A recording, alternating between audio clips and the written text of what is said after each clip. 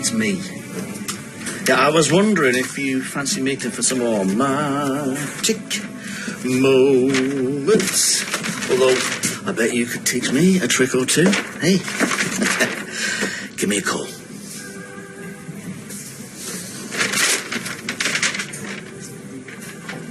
All right? All right. I must be mad coming here when I've got my own restaurant. I'll take it as a compliment. No, to be honest, I'm not really into all that goat's cheese crostini nonsense. I prefer things nice and spicy. Well, you come to the right place. I hear nothing but good things. Although I'm glad it's not Alia here giving me the evils. That girl should not be working in the hospitality sector. She puts the customers off. But what can you do? She's Yasmeen's granddaughter. Can I get you a drink? Yeah, mango lassie. Coming up. Business back to normal now. Oh, haven't you heard? I'm public enemy #1 as far as some folks around here are concerned. You mean public enemy #2? Yeah, I don't listen to gossip. I mean it. I get blamed for bad weather around here. Every disgruntled worker blames me. In Alia's case, they try and get me closed down. When in fact, I'm a really good guy. Same here. I couldn't help hearing you on the phone. Sounds like you've got one female fan at least. Yeah. But she's over the age of 30, so she won't be of any interest to you. I thought you didn't listen to gossip. Well, since you're nowhere near telling me why you're really here, you're looking at the prices at your hotel. A bit steep, aren't they? What room were you looking at? Standard double, 120 quid. I'll give you the presidential suite for free if you sell me your house. That's what this is about. Not interested? Come on. Why do you want to stay down there? And why do you need a hotel room when you've already got a house? I can't take my girlfriend back to #6. Too many prying eyes. Can't date a woman in your own house? That's criminal, that is. You definitely need to move out. I moved away. Well, that's one good reason to stay put. Okay. But don't let that cloud your judgment. Could just be the best move you'll ever make. Away from everything that winds you up. I've got a little plot in Kefalonia. When all the whingers and nimbies finally push me over the edge, that's where I'm headed. I like Cyprus. Warm, sunny. No one giving you dirty looks. So you have given it some thought, then? Part of me just wants to get away from them all. My whole career's been about knowing when to move on. Why are you so keen to get your hands on my house? No, I'll be straight with you. I do have a vested interest. Which is why I'm prepared to pay you over the odds. Got more money for Yasmeen to get her hands on so she can hire expensive lawyers? Or I could pay you under the odds. I'll have to be off my rocker to agree to that. Pay you the rest in cash. No fees. No tax, no trace.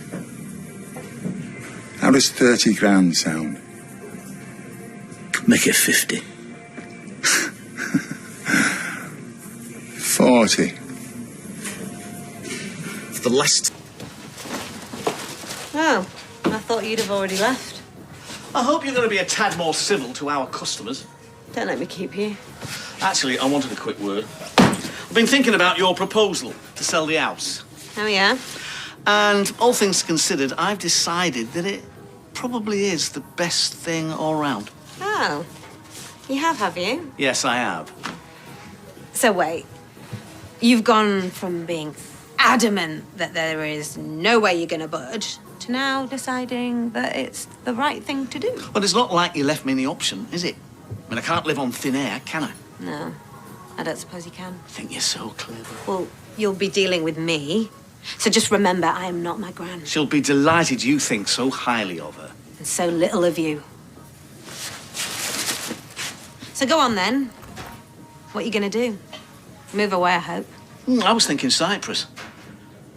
I'll probably have more fun on my own than I would have with... Let's put it like this. When I'm sitting outside my villa as the sun goes down, cold beer in my hand, I will raise a toast to my dear wife. Because let's face it, I wouldn't have been able to afford it without her, would I? Seems like a very long way to go. Is that so that the police won't be able to get hold of you? Why would they want to do that? I'm not the one on trial. Yet. And then there's Elaine. I mean, it really is a mystery where she's disappeared to. You sure you haven't been up to your magic tricks again? So boring.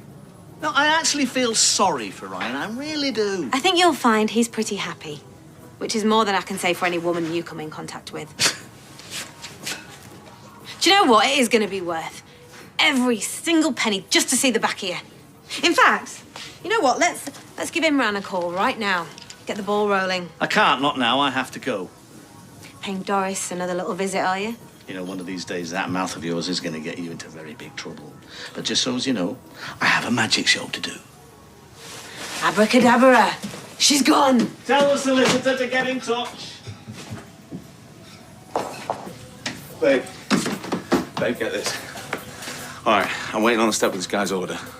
And he opens the door holding a puppet, right? He's a ventriloquist. And he starts talking to me, but through this weird little donkey. And I'm having to reply, but to the puppet. Surreal. Just one more. No. It's only Maudsley Street, please. All right. And you know what? I've been thinking about what Geoff was saying about going off to do a magic show. Oh, yeah? I think he's lying. And 2 big bags of shopping, why? He takes most of his food from here anyway. You think I'm mad? Just know that I will never cheat on you, okay? Oh, and as it happens, I don't think you're being mad. I found these receipts in the van under the seat. Oldham? Yep, and I noticed it's a frequent location on the van sat-nav. I reckon Geoff must have dropped them. What would he be doing in Oldham? You don't think it's got something to do with Elaine, do you?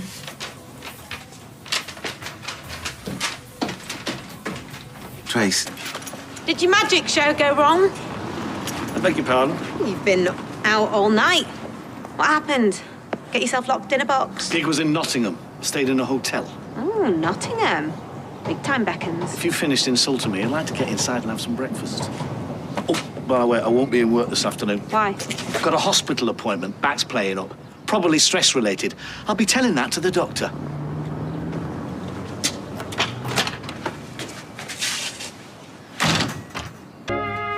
All right, mate, yeah, thanks for letting me know.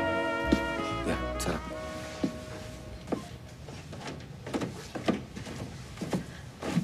You all right? Yeah, that was Steve. Leanne's dropped the case and they're going to turn off Oliver's life support machine later today. Oh, my. I'll get rid of them.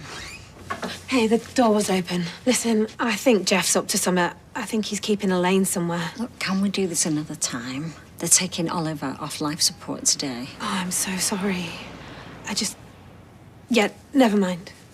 Hang on a minute. What do you mean?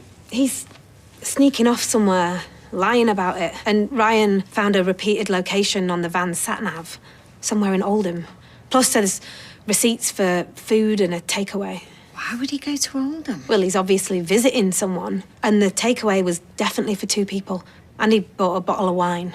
I'm just worried that he's trying to wine and dine her, trying to win her round. Nah, she wouldn't fall for that, would she? You saw the hold he had on my gran. How he wheedled his way back in time and time again, no matter what he'd done. Yeah, she's right. Or it could be worse. He's really keen on selling the house and keeps going on about moving to Cyprus. What if he's planning on killing her and doing a runner? Well, we need proof. We need to follow him. He's out this afternoon. It won't hurt to have a look around the house, will it? Do you really want to do this today? Well, there's nothing that Steve can do to help Oliver. And if there's something that I can do to help my mum, then yeah, I will. Here's a key under a plant pot. Oh, so much for CCTV. Obviously never for security, just for spying. Ah, there it is. Right, are you sure he's not going to be back? He said he had a hospital appointment, but he's probably gone back to Oldham. All right, well, you check upstairs, I'll check downstairs. What is it we're looking for again? Just anything. All right, good. I'm glad we got that clear.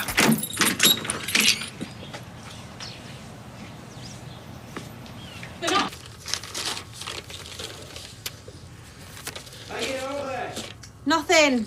Just his magic stuff.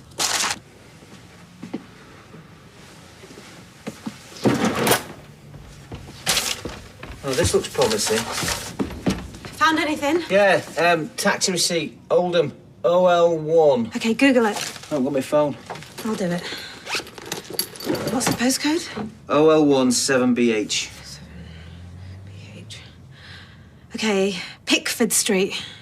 There's a few houses it could be. Oh, we need to go there then. Yeah, 2 right.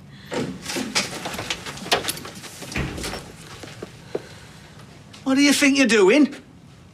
Who are you? Who are you? Explain anything to you. This is my grand's house. And who's this? Your new girlfriend? Christine. I'm moving on. In fact, I think it's time we all moved on. Pleased to meet you. Well, you won't be. Not when you hear what I've got to say. So where's Elaine? I've no idea. What's this then? What's that? Pickford Street in Oldham. Is that where you're keeping her? I hope not. It's where I live. Just moved in. Because this lovely, generous man is helping me with the rent. I couldn't afford it on my own. Oh, yeah, he's very generous, all right. Yeah, with other people's money. Have you asked him where the money came from? My gran. That's where. Geoff told me about you. Nothing he's told you is true. Nothing. So what have you done with her? With who? With Elaine. You were the last person to see her. I think it's time you left. No, we're not going anywhere until we get some answers. You want to know what I did to Elaine? You want to know? I stuffed her in a sack with a bunch of bricks and chucked her in the canal. You happy now? Oh, this is a waste of time. He's a monster. He'll grind you down and he'll destroy you. I'll take my chances, thanks. There's your answer. Now get out. We will find Elaine, and when we do, she'll give evidence and the police will come running. Out!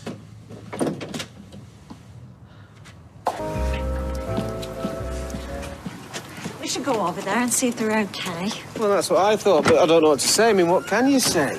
Well, we could send them some flowers, you know, so they know we're thinking about them. Looks like someone's had the same idea.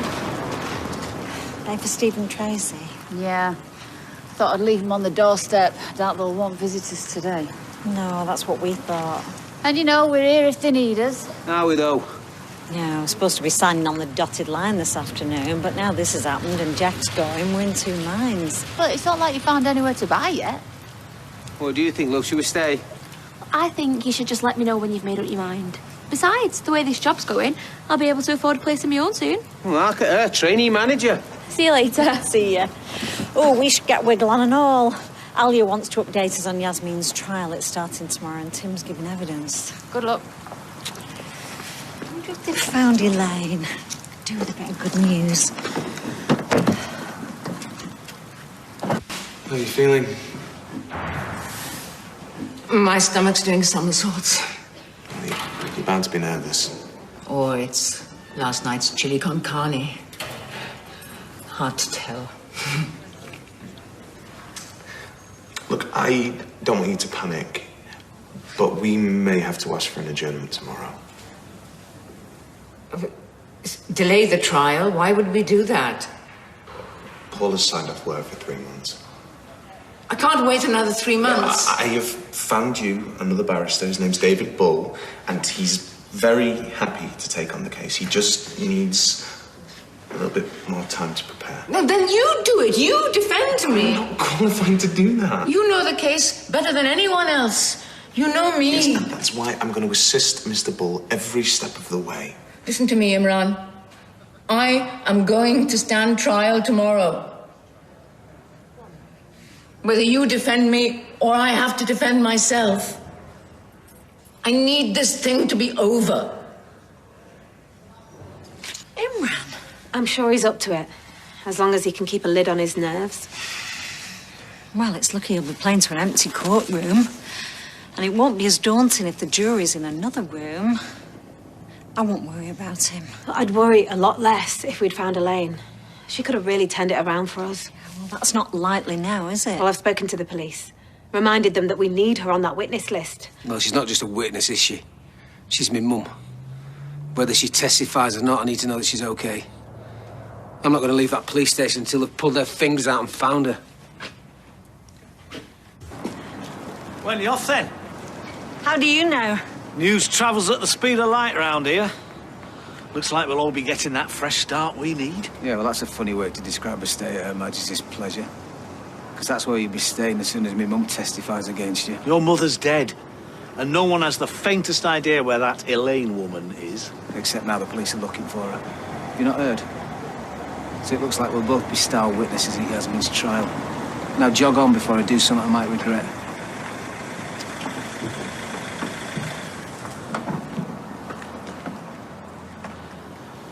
I suppose it was only a matter of time before you turned your back on me. Because that's what you do, isn't it? You abandoned your family all those years ago. You even let Faye abandon your own granddaughter. What kind of man does that? I won't warn you again. Tim, ignore him. The moment I held you in my arms, I could see you'd never amount to anything special. But I never thought you'd be such a flake. I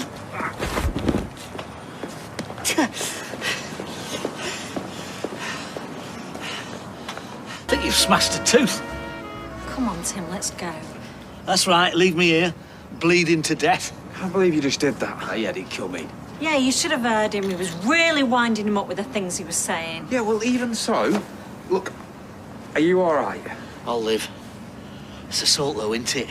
ABH. You're lucky I'm not a vindictive man, or I'd ask the PC here to arrest you. I want you to remember this. Write it down in your little black book. I know I've got my selfie for proof, but there's no harm in belt and braces. Look at him. Fuming fit to bust. Thinks he's raging bull. Tim, come on. Sally's right, you should probably go. What you just did to me, your own father, that'll show the jury who you really are. Can't see your testimony counting for much now, can you? He didn't report you to the police, did he? No.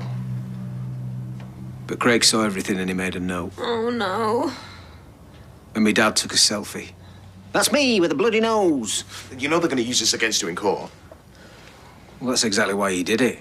We're going to have to reevaluate calling you as a witness. What? No, Tim's the only one who's seen proof that Geoff used that camera to spy on my gran. Yes, and what are the jury going to make of him now? I'm sorry I've let you down. Look, you punched your dad. So obviously you've got something against him. So why would the jury believe a single word that you say? Oh, this is a disaster. He's now a pathetic old man with a bloodied nose. That's just going to make the jury feel sorry for him, and we can't take that risk. Oh, look, I'm not blaming you. If he was my dad, I would have pushed him in the airwell years ago. Yeah, well, it'd have saved a whole heap of bother if I had. Tell me the truth, Imran. It's not looking good, is it? I'll give it my best shot, you know that. You can work yourself into the ground, but it don't change the fact we've got no concrete evidence. Hello? Yeah, speaking. It's DS Avenue. They found Elaine. Is she alive? Yeah. Is she okay? Can she give evidence? Okay. Hospital. Which hospital? All right. Yeah. Thanks for letting me know. What's wrong with her? Can she help us? No. She's been admitted to a psychiatric ward.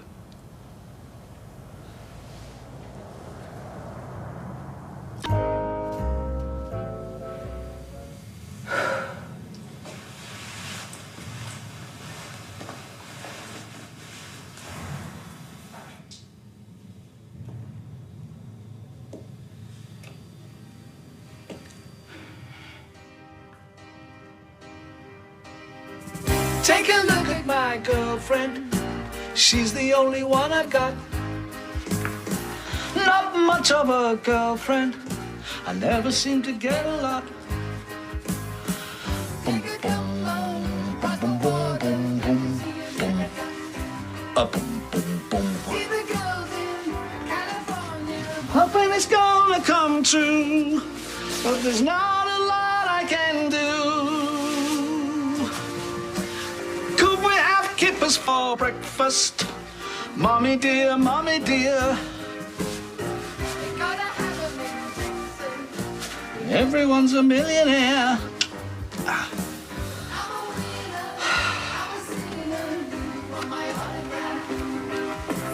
The project is owned by a company called Fogarty Property, and the director will be listed on Company House.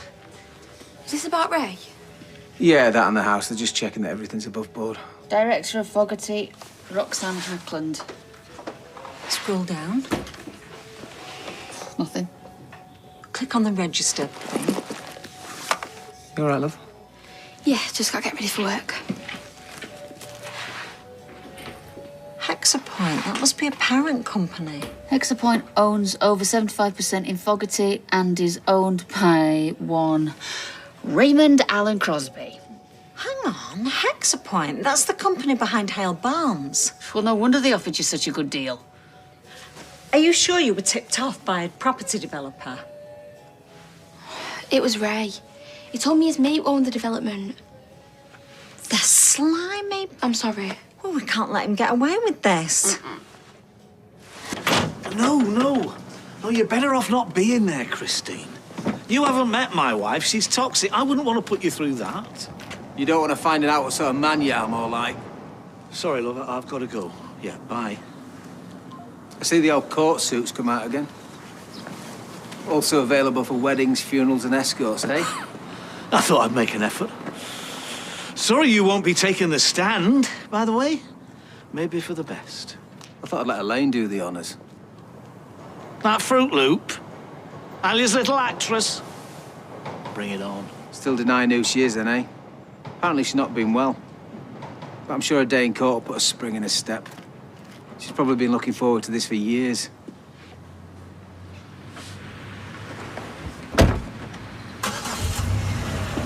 So, this morning, it's opening statements. So the barrister from the other side is going to outline the charges against you, and it's not going to be pleasant. Okay, so you need to prepare yourself for that. And then they're going to call Geoff up to the witness box.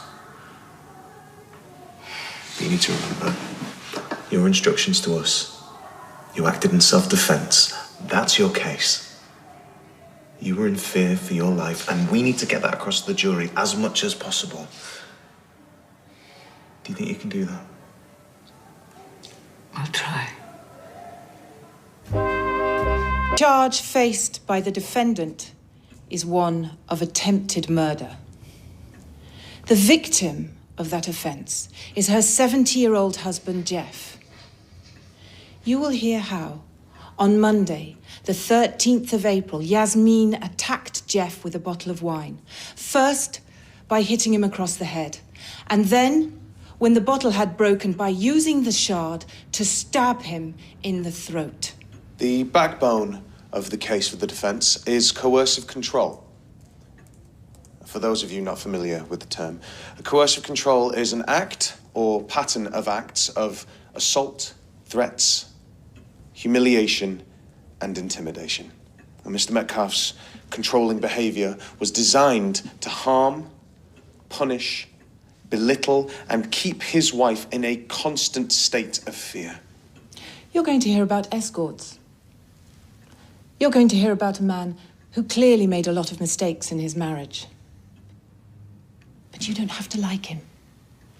You just have to believe that he wasn't a threat to his out-of-control wife. He isolated her from her friends and family. He exploited her. He denied her any sense of independence.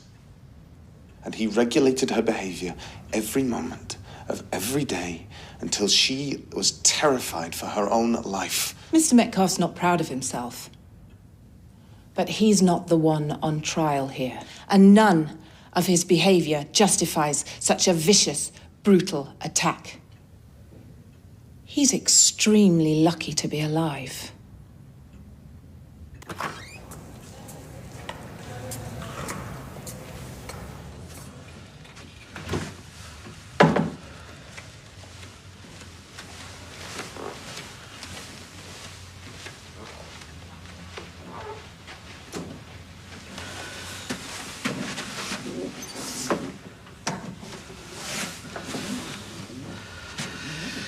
I do solemnly, sincerely and truly declare and affirm that the evidence I shall give shall be the truth, the whole truth, and nothing but the truth.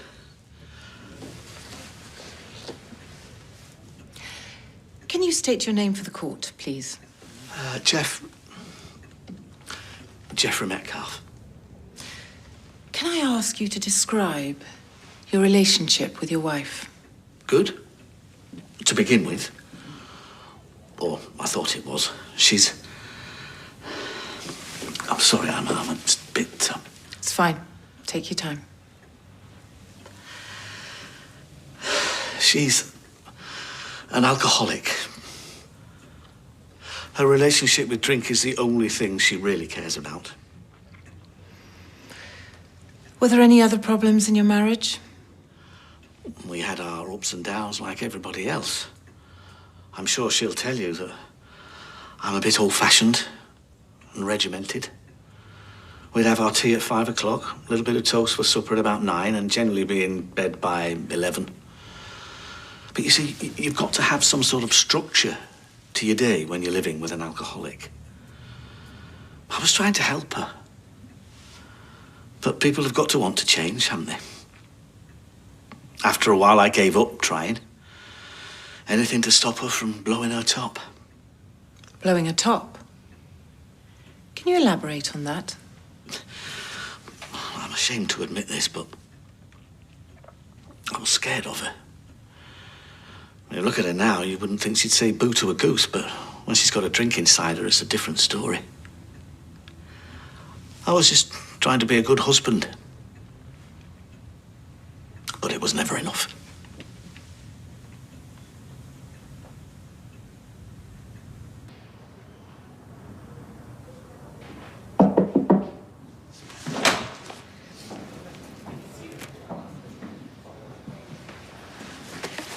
The nurse said it was all right if I came in. I've been worried about you. Is it okay to be here? You're my son. I would never turn you away. How long you been here? Not too sure. All the days merge into one. I didn't mean to worry you. What happened? I went into hiding after your father warned me off. I was so scared. And then last week, I decided I wasn't going to be scared anymore. And I wasn't going to give up on you. So I was driving here on the M62 and suddenly I couldn't breathe.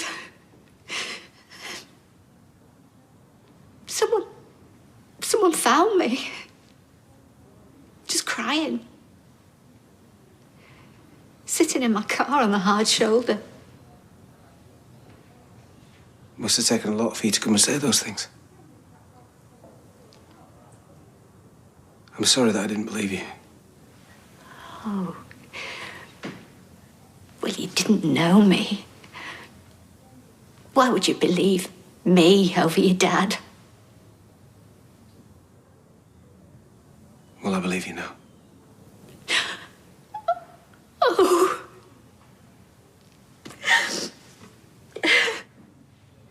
I just...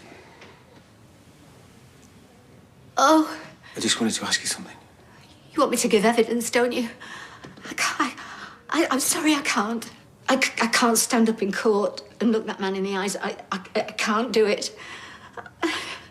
I'm not strong enough. I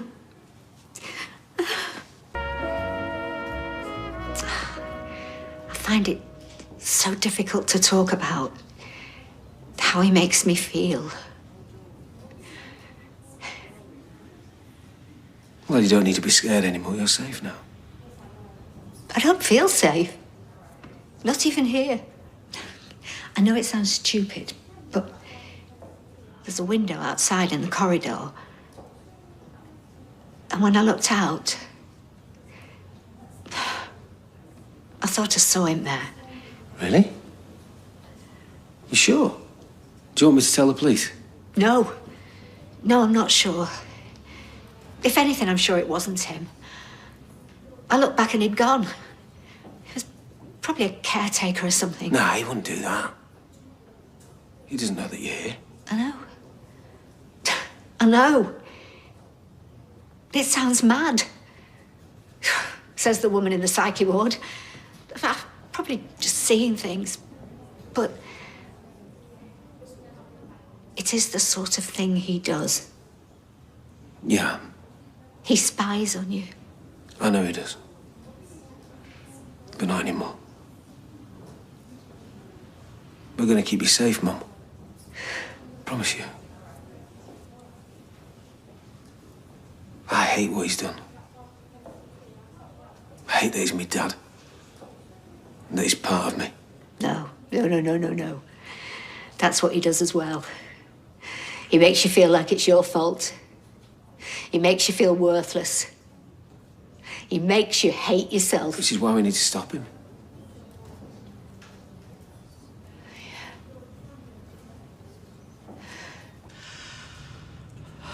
I'm sorry, I still get thinking about it. That's okay. Take your time. The argument was my fault. I admit that. Doing what I did, the escorts, was unforgivable. Biggest mistake of my life. You admitted that to her? Well, that's all I said. How sorry I was. I knew I was weak and I'd hurt her. So that night, I resisted arguing back.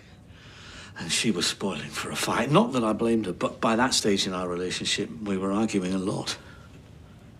Especially when she'd been drinking. Had she been drinking that night? No. Oh, because of her problem, she was trying to stay sober. But she wanted one, and I wouldn't let her. So then we did argue. I begged her, but she wouldn't listen. She went to get the bottle, and I came over to her, and she hit me with it. When you went to her, were you holding anything? No. No, I'd been cutting some bread a couple of minutes before, but I'd put the knife down. And while you were arguing, were you holding the knife then? We were probably arguing when I was cutting the bread, yes. But I cut it, then put it down. Did you, at any time, wave the knife around aggressively? No, absolutely not.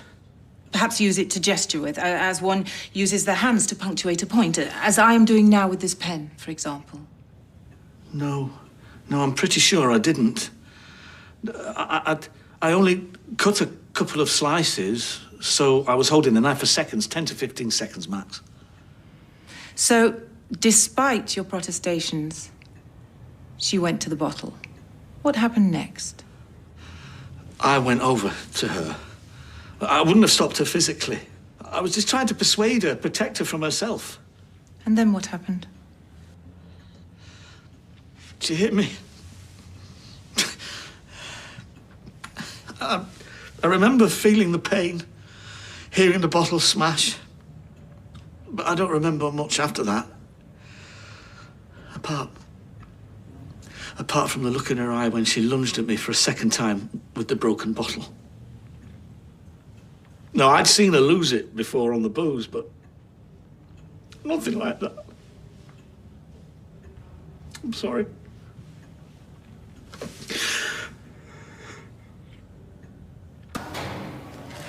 Look, I'm sorry I had to ask.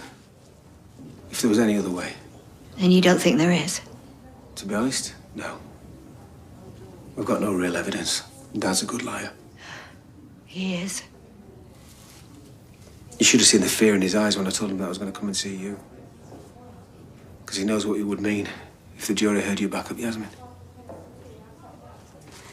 Ta-ra.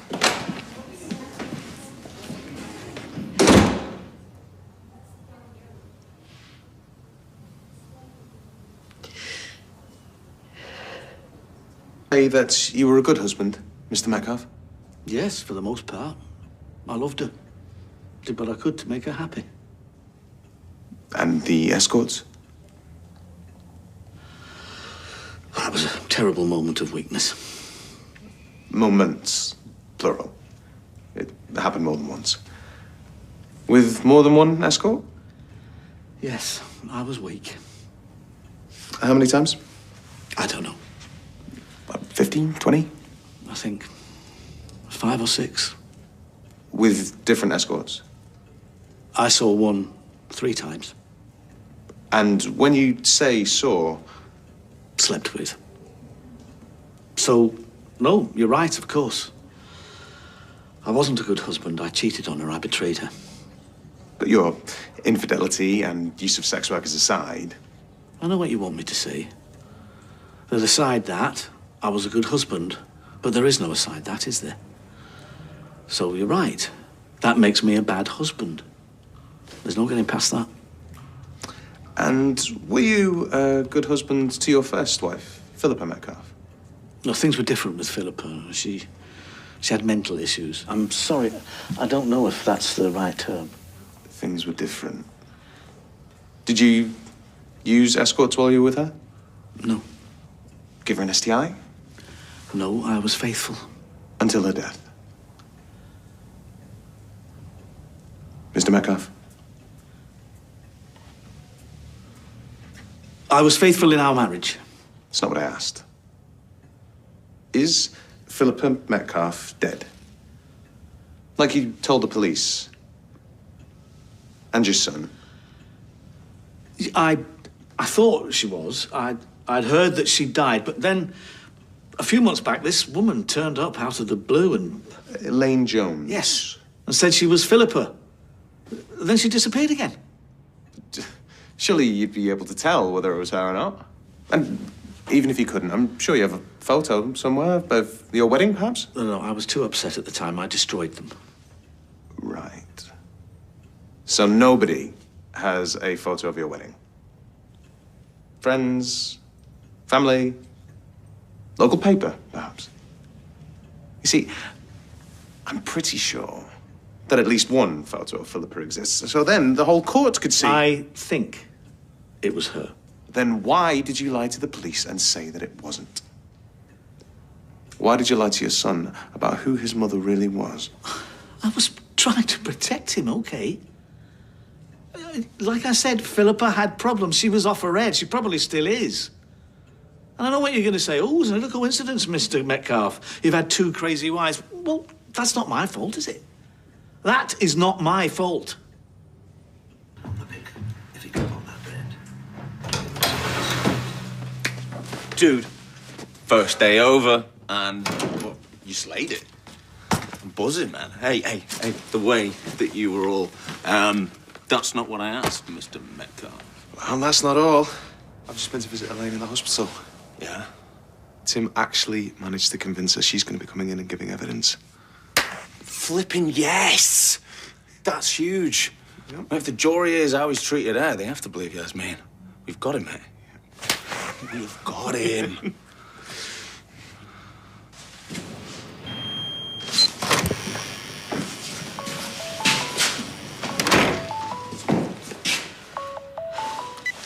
Pauline, love. Yeah, no problem at all. Yeah, I'll be with you in 10. Yeah, I know. What am I like? Not always forgetting that ruddy pass. Yeah, you're a complete lifesaver.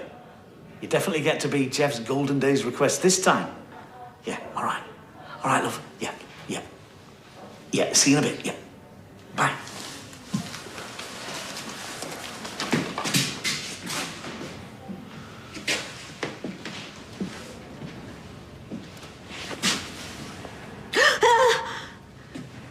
Hello, my little chickadee. You can't be here. No one stopped me. But then again, I'm not the one off my head, am I? You're the one who needs to be locked up. No, you are. No, you are. So, what did Tim have to say for himself, eh? You have been watching. Oh, you should know by now, very little gets past me. He asked me to come to court. I said yes. It's all arranged. All right, is it? What, you're going to stand up there and tell everybody the truth? Brilliant. I can't wait. What are you going to start with? How terrible a mother you were? All the psychotic episodes. I can't wait for everybody to hear about those. All the gruesome details. No! I'm going to be talking about you. What you did. What I did was look after my son, raised him. As you were too selfish or wrapped up in your own head to do your one job, be a mother. And now everybody will know what a failure you are. No. You think I'm scared about you telling the truth? Au contraire, mon chéri. No, I want people to know. I want people to know what you were really like. If that doesn't turn the jury, I don't know what will. I couldn't help it. I couldn't help it. You keep telling yourself that. Just talking to you brings it all back again. What a horrible, malicious person you are. You really think you can help Yasmeen? The jury will take one look at you, lock her up, and throw away the key.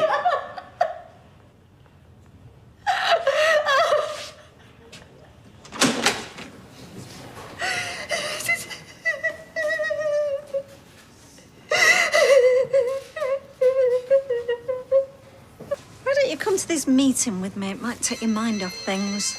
Hang on. That's Elaine. Hi, love, you all right? Hey, what's wrong?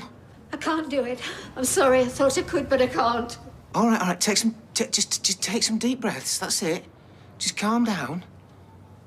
What happened? No, nothing's happened. Nothing. Everything's the same. So please don't ask me again. I'm sorry, Tim. I can't. Mum. She's said that she can't do it and hung up on me. Well, why has she changed her mind? Well, she's in a bad way, isn't she? She said today that she thought she saw me dad watching her. Poor thing. Yeah, that's what I thought. I know she's paranoid, but what she's not, what she really did see him. Well, Geoff is a lot of things, but he's not stupid. He won't risk that. Oh, I don't know. Surely not. Well, whatever the reason, she said that she's not going to give evidence. That means I've let Yasmeen down again. Oh, come on.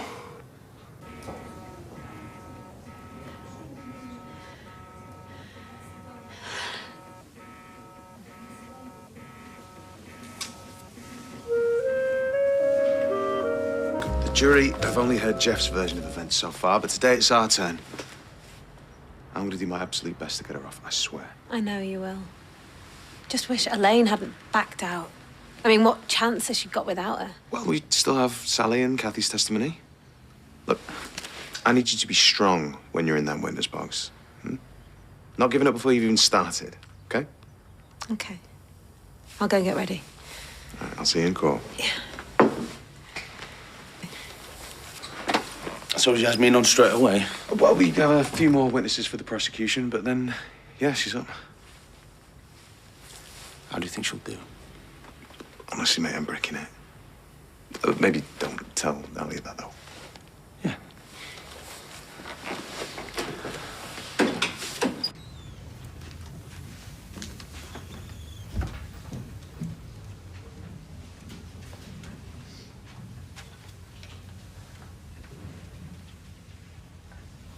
Please read the affirmation from the card.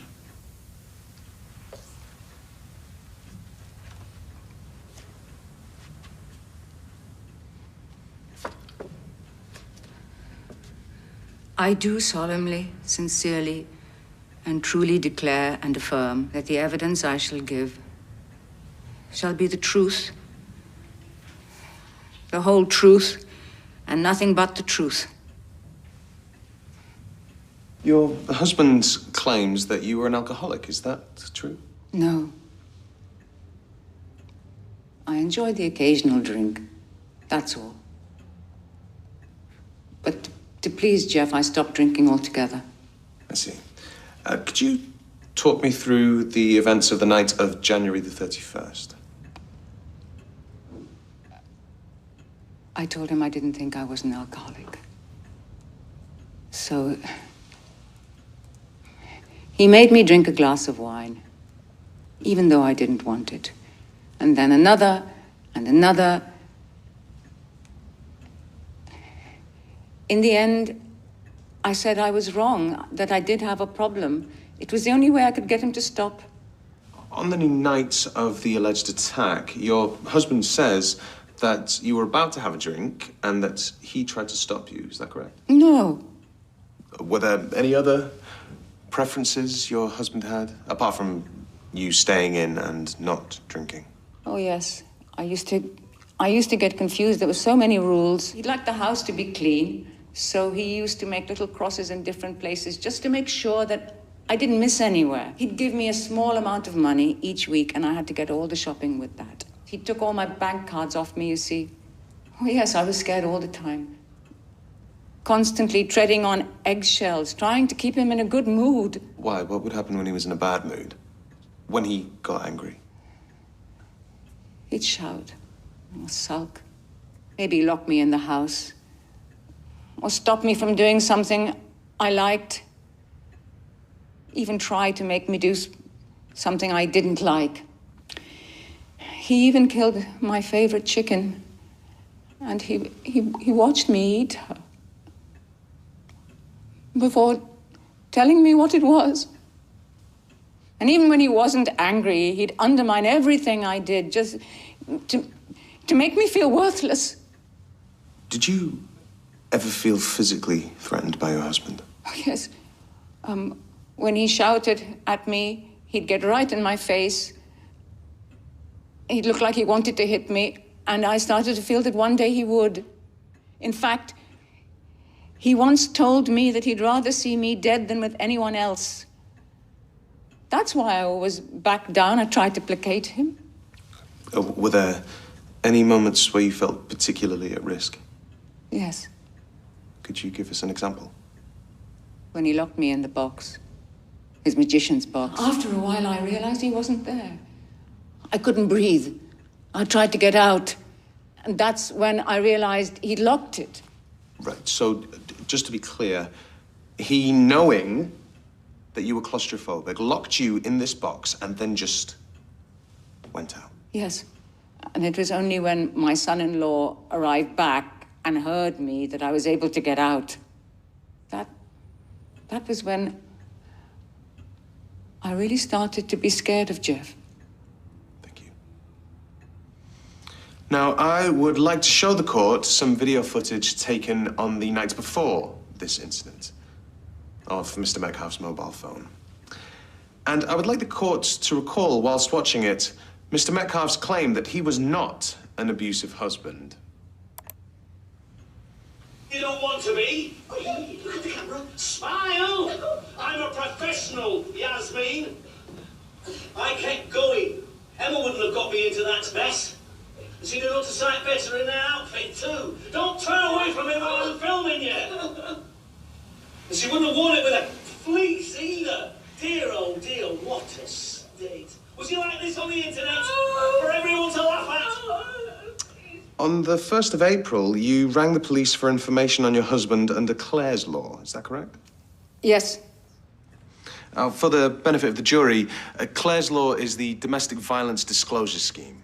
Under the scheme, potential victims can ask the police for information on someone in relation to previous domestic abuse offences. And did the police have any information on Mr. Metcalfe? Yes.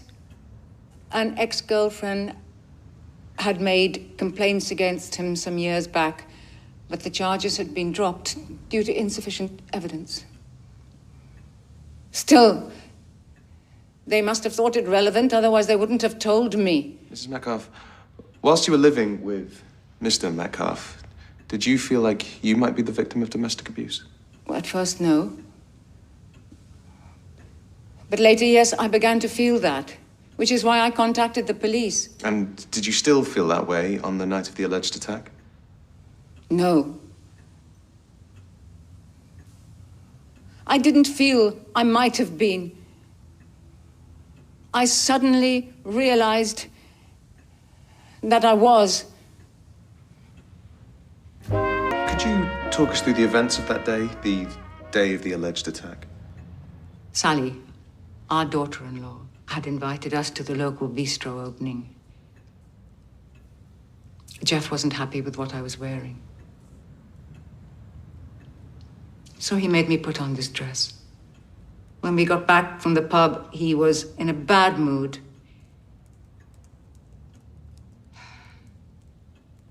So he locked me in the house while he went and got some fish and chips. He knew I was starving. I hadn't eaten all day, but he just got some for himself to punish me. And what happened next? He got the bread knife and cut himself some bread. Then... Take your time. Then he started to make fun of me in the dress. That was when he told me he hadn't bought it for me, he'd bought it for another woman. I presume one of his escorts. And how did you react to that? I wasn't angry. I'd already guessed he'd used an escort, even though he tried to deny it. I was just upset that things had come to this. I took his arm. I tried to plead with him, but he stepped back, and I lost my balance, and I fell. So did his dinner, which of course made him even angrier. So I started to pick everything up. And what did your husband do meanwhile? He stood there shouting at me, telling me I was pathetic. I was like a dog. Then he started to throw chips at me and telling me to fetch. He got more and more angry. He said it was not just one escort, it was lots. And that I had driven him to it. And where was the bread knife at this point? He was holding it. And where were you both? By this time, I was standing with my back against the worktop. He was facing me, quite close. So would it have been possible for you to get away from him? No, I would have had to have gone past him. And I was scared of the knife. So what happened next? He was shouting at me. He said I made his skin crawl. He couldn't bear being married to me.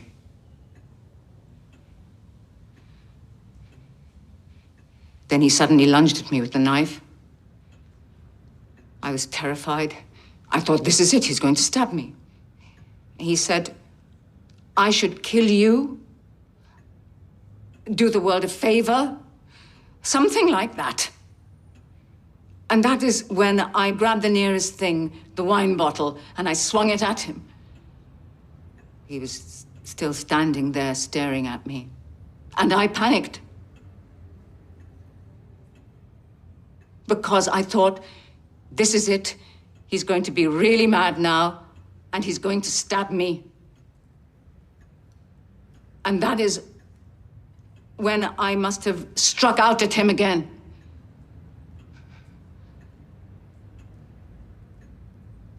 I don't remember. I just remember him falling, and the blood, and when I looked, there was a broken wine bottle in my hand. You claim that you weren't an alcoholic, yet you attended an alcoholics meeting. Yes, because Geoff had convinced me I had a problem, but I hadn't. Of course, it's common knowledge that alcoholics often go through a period of denial, isn't it? Well, yes, but... You also recounted an incident whereby he deliberately locked you in his magician's box. How do you know he did? It was obvious. Oh, so you had X-ray vision. You saw him actually do it? No, of course not. Then how can you be sure? Did he say he had? No. What did he say? That the catch had slipped accidentally. In fact, that's what he told his son when he returned. And you agreed it had all been an accident, didn't you? Only because Didn't you? Yes. We also watched some footage of Mr. Metcalfe shouting at you. It wasn't a pretty sight. Have you ever lost your temper, Mrs. Metcalfe? Sometimes. So have I. Unfortunately, we're all capable of it. It's unpleasant, but it's not of itself a crime, is it? No. Now, you told the court that you'd asked for information on Mr. Metcalfe under Clare's law. My learned colleague here used this to demonstrate how you must have felt you were being abused. But actually, wasn't it your granddaughter who first approached the police, not you? Yes. She didn't like Mr. Metcalfe, did she? In fact, right from the start, she didn't even want him working at the restaurant. She especially wasn't happy that you'd given shares in the business to him. No. Isn't that true? It wasn't about Is that true? Yes or no? Yes.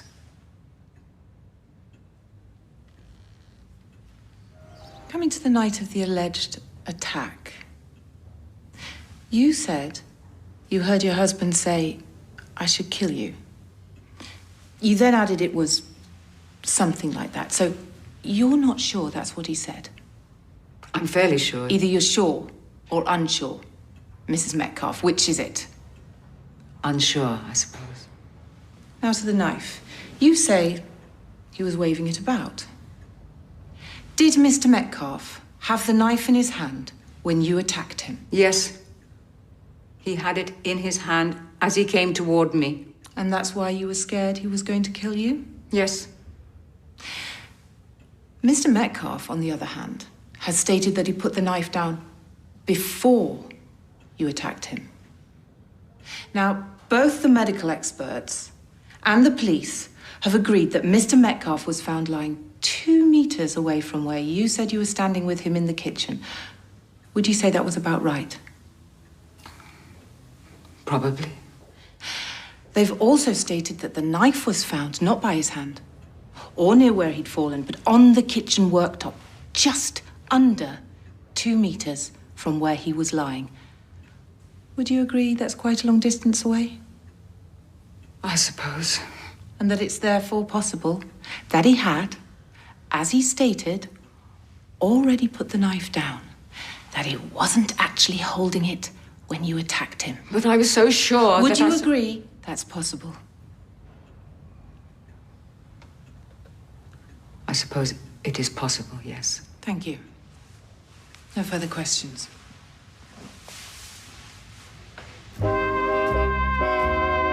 Coronation Street continues in half an hour.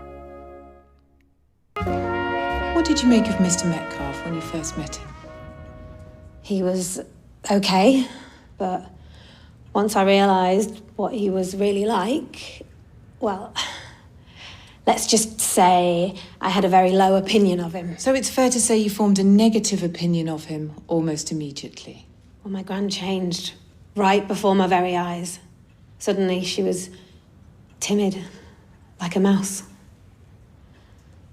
A mouse who stabbed someone with a bottle. Odd analogy, isn't it? Well, he took all her freedoms away from her. Like her bank cards, her passwords.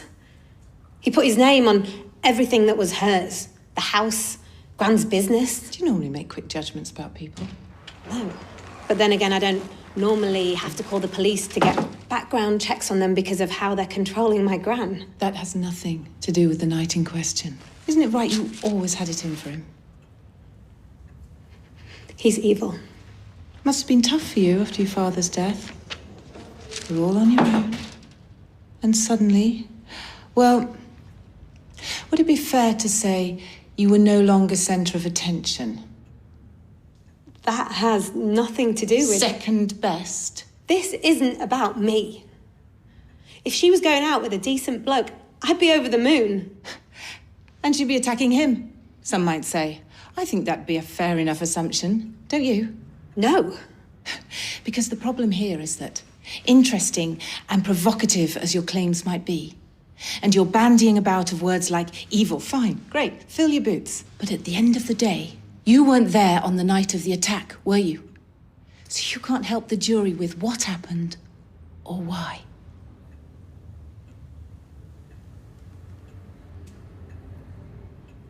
You saw Mr. Metcalfe burning all her worldly goods on the bonfire.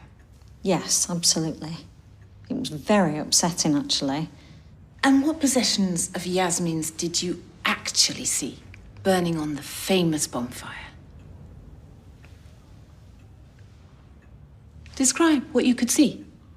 Well, I didn't actually see anything because it was in a bin with tall sides.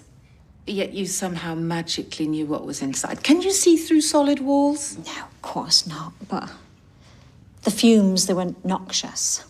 Like he was burning something that he shouldn't have been. Are you a scientist, Mrs. Metcalfe? Well, I did do chemistry at school. Then how do you know it contained all of Mrs. Metcalfe's things? Because she told me. Thank you. That will be all. Your Honour, I'm pleased to say that one of our original witnesses now feels able to give evidence. The defence calls Elaine Jones.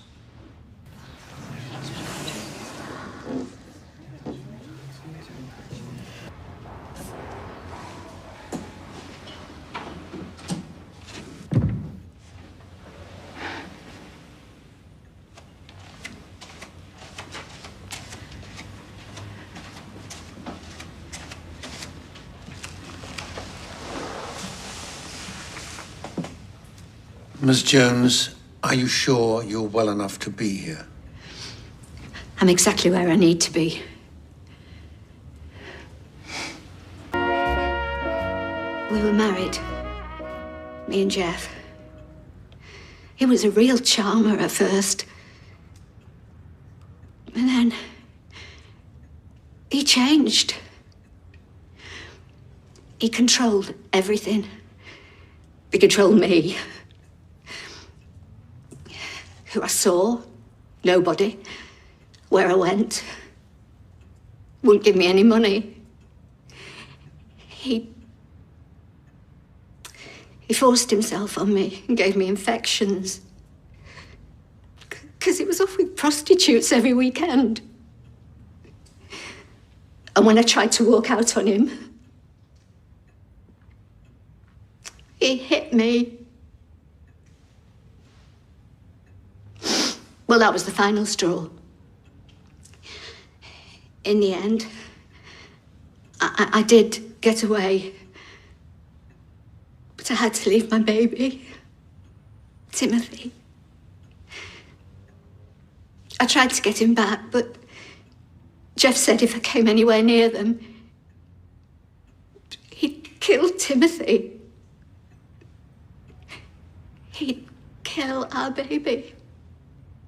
I was so scared. This is why it was easier for me to just let people think I was dead. Can you tell us what happened in July of this year when you came to Weatherfield to seek out Mr. Metcalfe? I read about the case in the paper. I could not believe, all these years later, he was still making women's lives hell. And I wanted to see my son. My beautiful son. Just thinking for a moment about Mr. Metcalfe's behaviour towards you this year, has he ever threatened you? Yes. Yeah, he told me not to give evidence, or else. And this was 4 months ago? Yeah, and more recently than that. This was when I was in hospital. Last night.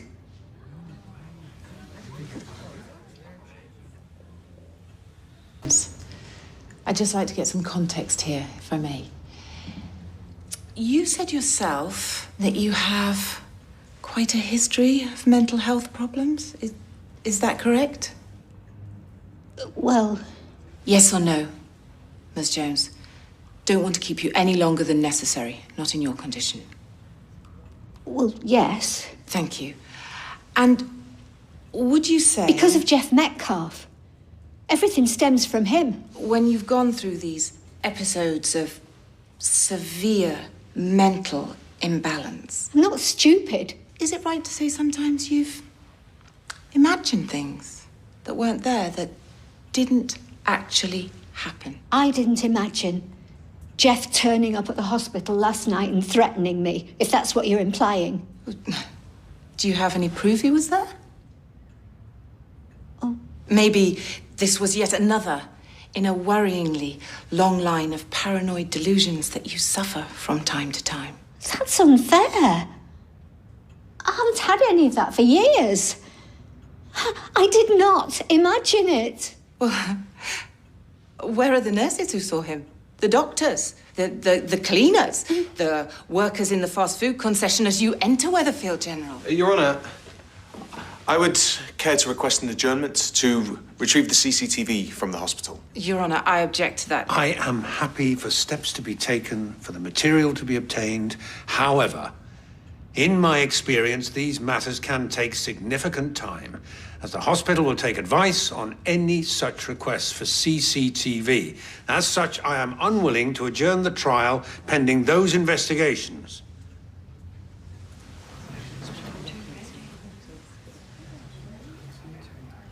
Might I also question why, when you didn't know her from Adam, you chose to go and visit Yasmeen Metcalfe in prison earlier this year? Well... Are you still not over him? Geoff? Maybe you're still furious about your embittered breakup, all these years later. That you track down his next alleged victim and seek her out. Well, at least you use the word victim. And together you cook up a little plan to discredit your ex.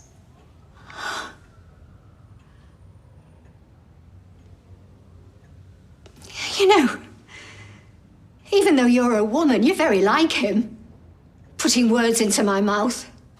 Telling me how I behave and how I feel. Well, like him, you're wrong. I believe that Yasmeen was fearing for her life on the night of the attack. Just as I've spent a lifetime living in fear of that man. But I'm not afraid anymore. So please, stop putting words into my mouth. We concocted nothing. We've simply told our truths. There's really nothing more to be said. It was amazing, wasn't she? An inspiration.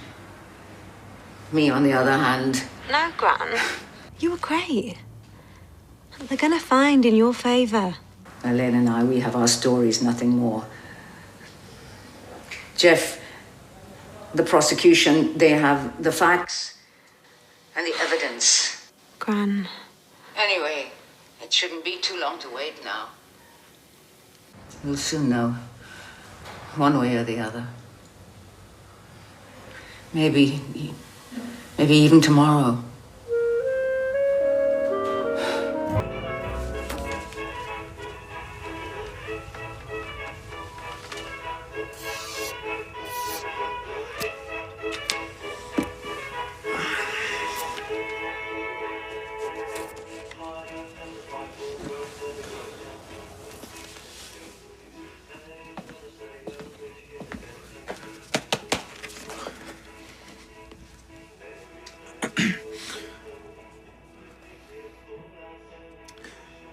Throughout the course of this trial, we've lifted the lid on a marriage.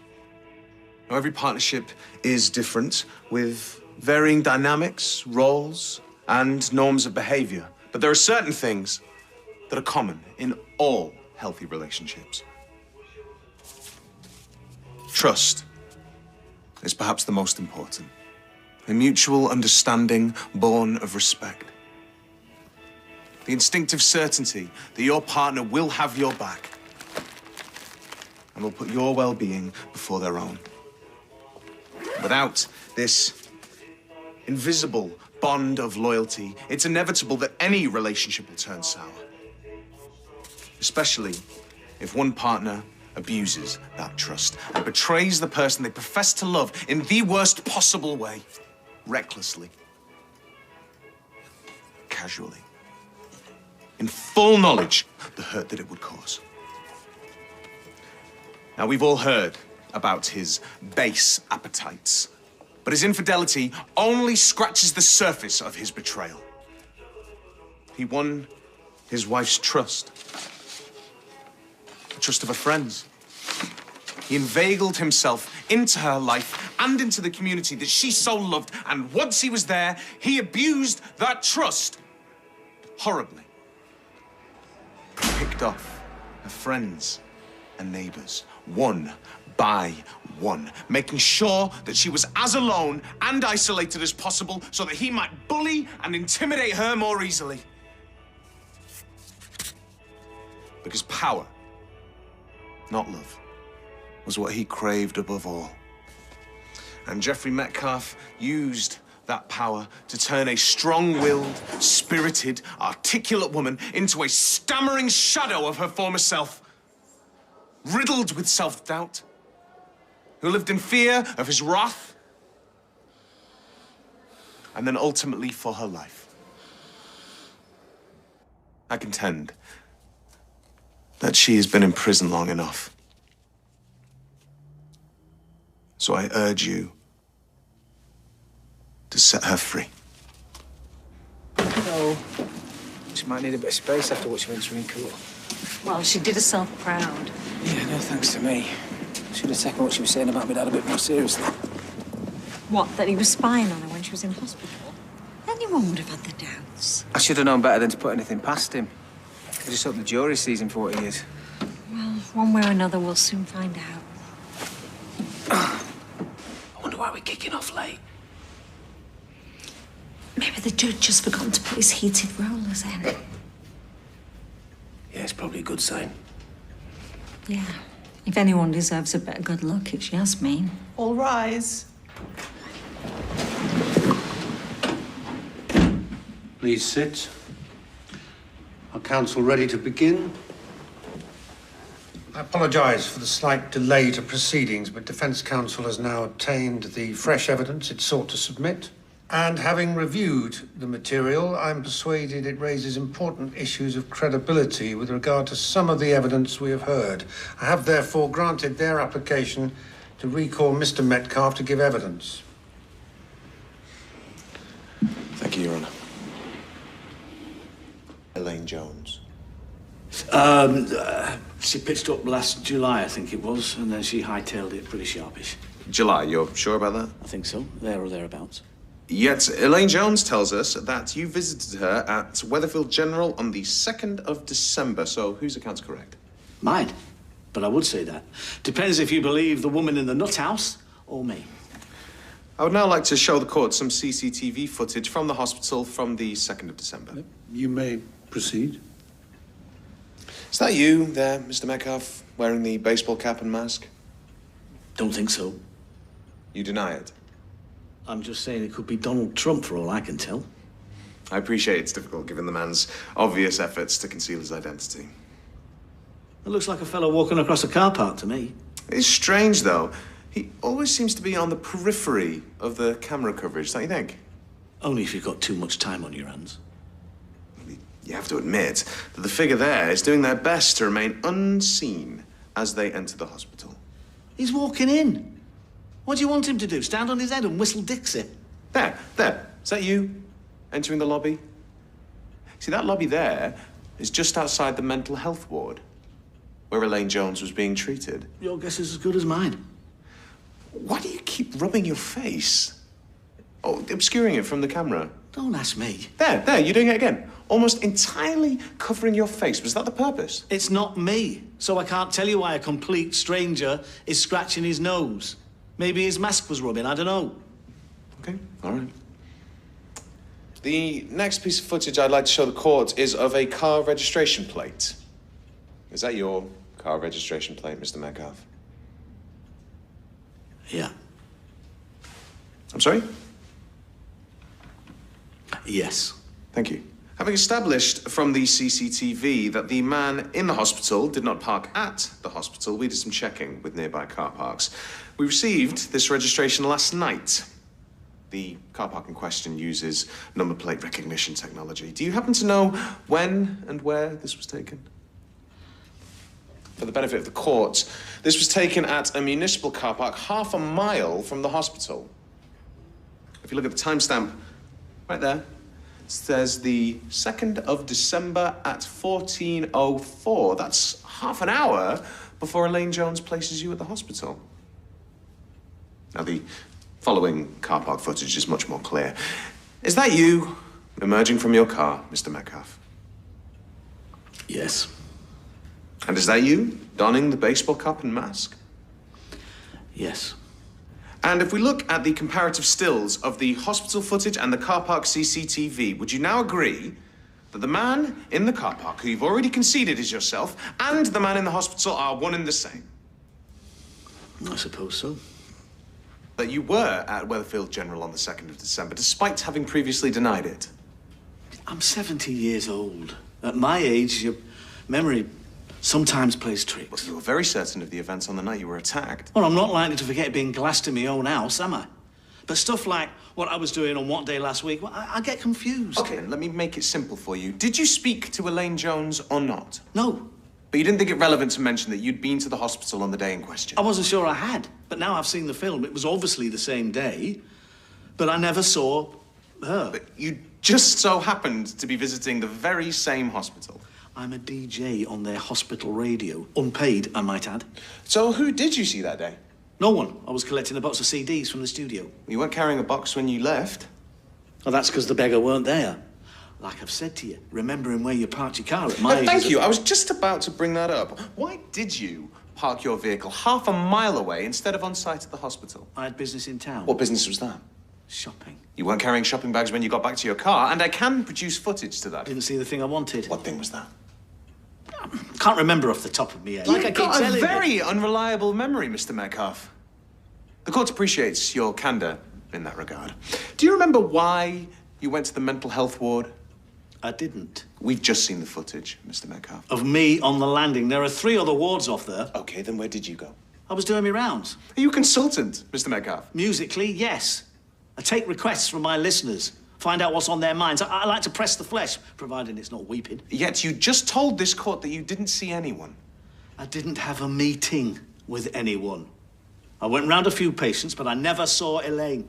What were those patients' names? I couldn't tell you. Name one. Just one. I can't. I must have talked to thousands of folk over the years. Okay, so what you're saying is that if we speak to patients on the wards just off the 3rd floor lobby, we will find someone who chatted to you that day. I'd have thought so. Depends if they remember. I might be a bit of a celebrity, but they're drugged up to the eyeballs, half of them. You were at Weatherfield General on the exact same day, at the exact same time that you just so happened to be there. That's an extraordinary coincidence, isn't it? She must have caught sight of me. I don't know. Let's stop the pretense, shall we, Mr. Metcalf? After your little visit to the hospital, Elaine Jones changed her mind about giving evidence. That's just a fact. Because you bullied her into withdrawing. That's also a fact, isn't it? No. I'd no need to. I could have told you she would back out. She always was flaky. Used to change her mind on a sixpence. Drove me to Lally. Yes, we've heard all about that from your ex-wife and from Yasmeen Metcalf. About your impatience with them, your attempts to control them. Good luck to anyone trying to control that pair. But Elaine let you down, though, didn't she? Agreeing to give evidence after you'd ordered her not to. Well, you had to put a stop to that, didn't you? No. Now, she has vividly described your efforts to intimidate her at the hospital to this court. We have all just watched your ham-fisted attempt to disguise that intimidation. Going to the hospital was an enormous risk, but you had to take it, didn't you? Because you couldn't bear the thought that Elaine Jones might dare defy you. Is that not right? No. And you can stand there saying it till you're blue in the face, but won't make it so. You enjoy frightening women, don't you, Mr. Metcalf? Gives you a sense of power and validation, because you are a weak man and it's the only way that you can feel strong. Is that not right? You can't say that to me. I am the victim here. Yet everything we have heard in this courtroom over the last 2 days says otherwise. It says that for months now, the real victim here is that woman sat in the dock. Does it not? Oh, give over, will you? Oh, she'd love you to believe that, but she's playing you like a two-bob banjo, just like she did me. Let me put you straight. I did my best for her and the other one. Tried to turn them into something to be proud of, but they would not have it. No, they always knew better. Strong women tend to have opinions, Mr. Metcalf. But you couldn't endure that, could you? So you had to break them down. But you knew it would take time. Because you've learned the lesson of the boiling frog well. Boiling frog? What are you talking about, man? You place a frog in scalding hot water and it'll just hop out. You place a frog in tepid water and you turn up the heat. Little by little, you'll boil that frog alive. And that's exactly what you did to Elaine Jones and Yasmeen Metcalf, isn't it? Only in your head. You took two confident women. You won their love, and then day by day, you chipped away at their self-esteem and bullied them mercilessly until they lived in terror of you. Is that not right? No, it is not. You enjoyed seeing Elaine frightened at the hospital, didn't you? Just as you enjoyed tormenting Yasmeen with the bread knife on the night that you were injured. Is that not right? No. You took sadistic pleasure in seeing your wife on her knees, pleading, begging, broken. The independence of mind and spirit that you so despised, fully drained out of her by your actions. You finally thought you'd beaten her, didn't you? She was beaten before we started. She beat her flaming self. She really thought she was something. But let me tell you something, sunshine. She was nothing from the off. Useless. In the kitchen, in the bedroom. That's why her first husband was knocking off her best mate for years. Couldn't wait to get away, because he was so miserable at home with his so-called wife. Not that she blamed herself, no, she never did. But I made her take a good hard look in the mirror, and it's not my fault that she didn't like that pathetic excuse for a woman that she saw. No more questions, Your Honor.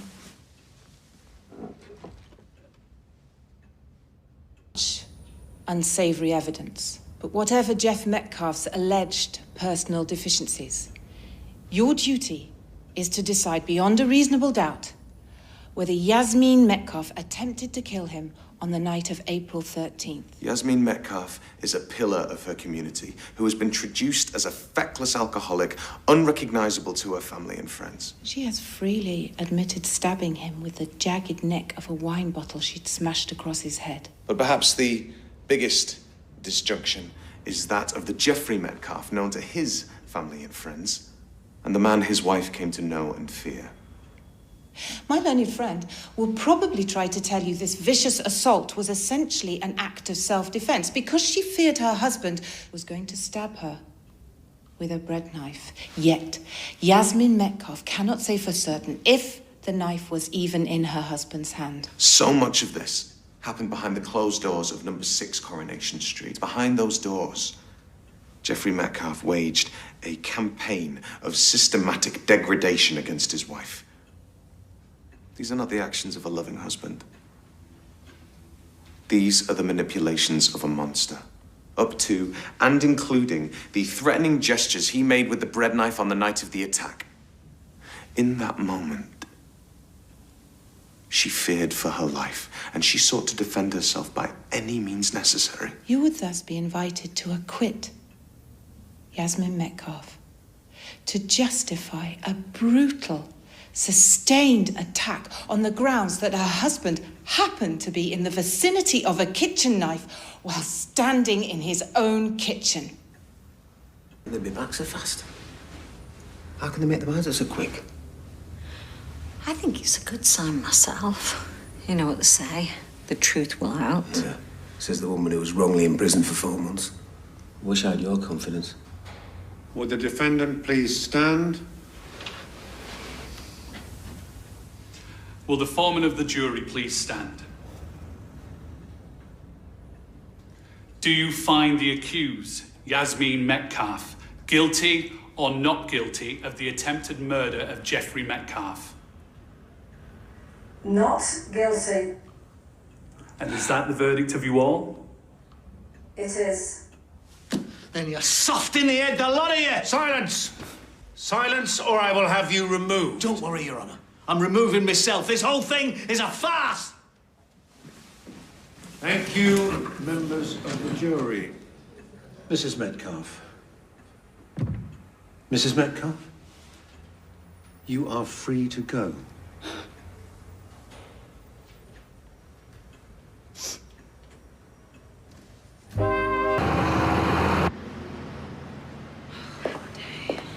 Blimey, I was about to give up on you. What do you fancy for your tea? What? Well, get away from her! Don't you think you've caused enough trouble? Come on, we can talk about it in the car. I'm on a meter. I don't want to be charged for another hour. No. You're going to need a lift home, you daft mare. Oi! Hello. The gang's all here. If you don't get lost right now, I'm going to have you arrested. For what? Trying to collect my missus? She's coming home with me. No! You're finished here. You heard. Do one. She's still my wife. Nothing they said in there changes a thing, sunshine. Nothing. Are you okay? He's never gonna let me go, is he? He'll always be there. I'll never be free. You can be. It's not going to be easy. You okay? I think I might be, yes. Can I help you, madam? Yes, I'd like to make a formal complaint against my husband. Christine, it's me. Yeah, listen. Drop whatever you're doing, grab the nearest suitcase and start packing. I'm booking 2 tickets for Cyprus. One way. Yeah, I know. But what's keeping us here, really? We can shake the dust of this lousy country off our feet and get away like I talked about. Well, I've got a couple of things to sort, but as soon as possible, I reckon. No. Nothing for you to worry about, love. Just tying up some loose ends. Yeah, unfinished business, you might say. Speak to you later. Right, love?